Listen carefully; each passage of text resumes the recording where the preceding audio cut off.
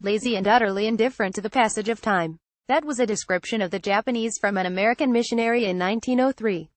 And, as the economist Ha Junchang has documented, these character traits were frequently offered at the time as the reason the Japanese were not as rich as Westerners. China had a cultural problem too in Western eyes. Max Weber, the German scholar, argued in 1915 that Confucianism made the Chinese unable to embrace rational entrepreneurial capitalism. And that was why China had failed to industrialize. Go back to the late 18th century and one can find Thomas Malthus asserting that population growth reflected a lack of moral restraint among the lower classes, while the higher ranks limited their family size in order not to dissipate their wealth among larger numbers of heirs. The dissolute poor, apparently, couldn't manage this. And that was why national populations would inevitably explode until famine and disease brought them under control again. History makes fools of such generalizers, stereotype peddlers and cultural determinists.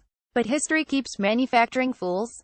A Google engineer has blown up a storm in Silicon Valley by claiming in an internal memo that sexism is overblown as an explanation for the male dominance in the technology giant's workplace. The distribution of preferences and abilities of men and women differ in part due to biological causes, and these differences may explain why we don't see equal representation of women in tech and leadership, he told colleagues. Which is reminiscent of what Kevin Myers wrote in his infamous The Sunday Times column last month explaining the gender pay gap among BBC stars. Men usually work harder, get sick less frequently and tend to be more ambitious. If you want a fancier-sounding variant of the same prejudice, try Lawrence Summers. The former president of Harvard suggested in 2005 that issues of intrinsic aptitude, rather than sexual bias, were the real reason for the underrepresentation of women in academic science. As support for this hypothesis, Summers offered the rigorously scientific anecdote of once giving his toddler daughter 2 trucks to play and witnessing her name them Daddy Truck and Baby Truck. These are all, of course, displays of unscientific sexism, if not misogyny. Yet one can also find in them a flawed, but common, approach to analyzing economic and social phenomena, a focus on supposedly fixed cultural or biological group traits as an explanation of outcomes in a neglect of social institutions, or the systems of behavior and relationship patterns found in a society.